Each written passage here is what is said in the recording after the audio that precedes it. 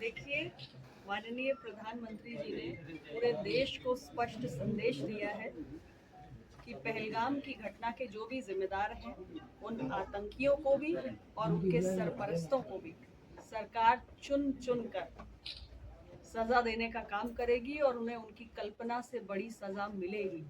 और मैं देशवासियों को आपके चैनल के माध्यम से यही विश्वास दिलाना चाहती हूँ कि ये प्रधानमंत्री नरेंद्र मोदी जी के नेतृत्व वाली सरकार है।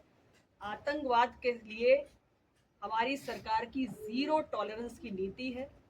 भारत ने न कभी आतंकवाद के सामने घुटने टेके हैं, न कभी टेकेगा, और इन आतंकियों को और इनके आकाओं को मुंह तोड़ जवाब देने का काम हमारी सरकार के द्वारा किया जाए। 12 दिन व्यतीत हो चुके हैं।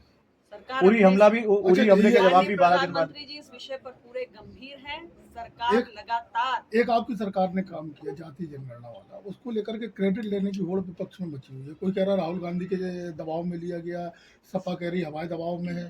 देखिए, ऐसा है, जाति जनगणना की मांग लंबे समय से देश में हो रही थी। हमारी पार्टी, अपना दल हर फोरम पे इस मांग को लगातार उठा रही थी और यहाँ तक कि संसद में भी हमने इस विषय को एक बार नहीं कई बार उठाया है।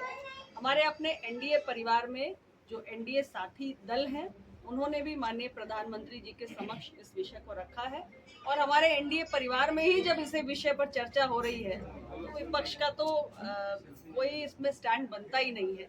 और माननीय प्रधानमंत्री जी ने सामाजिक न्याय के जुड़े हुए विषयों पर हमेशा त्वरित फैसले किए हैं, संवेदनशील होकर निर्णय किए हैं और ये भी एक ऐसा विषय है जो एनडीए के परिवार में हम लोगों ने उठाया और प्रधानमंत्री जी ने इसे संज्ञान भी लिया। इनका कोई दबाव नहीं, जनगणना का स्वागत भी किया। इनका कोई जब एनडीए खुद ही इस विषय को संज्ञान में ले रहा है तो इनका क्या मतलब है। कांग्रेस पार्टी के पास तो बहुत बड़ा मौका था।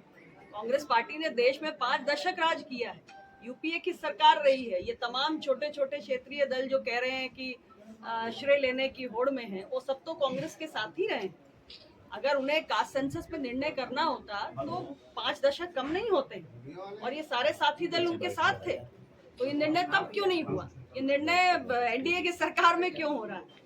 तो जनता बहुत समझदार है, वो देखती है कि कौन सिर्फ चुनावी जुमलेबाजी करता है, कौन सिर्फ सियासी लफबाजी करता है और कौन वाकई में जो मांग जनता के बीच से उठ रही है उस पर निर्णय करता है। और हमारी सरकार ने कास्ट सेंसस का जाति आधारित जनगणना का निर्णय किया है और ये देश के सामने है, इसलिए देशवासियों को किसी प्रकार की कोई गलतफहमी नहीं है। आज अजय राय ने राफेल को खिलौना बताया है।